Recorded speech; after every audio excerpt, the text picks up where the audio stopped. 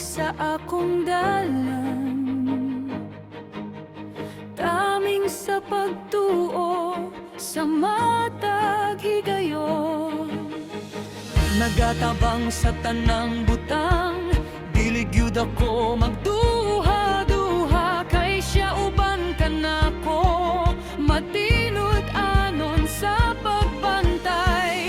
Pinaagi sa balaan nga gahom, sa iyang ngalan lamang si Jesus mao ang tinubdan sa paglaom, sa tibuok kong kinabuhi. Sa iyang gahom lamang sigurado ang kadaugan, alam ka na ko hangtod sa kahangturan.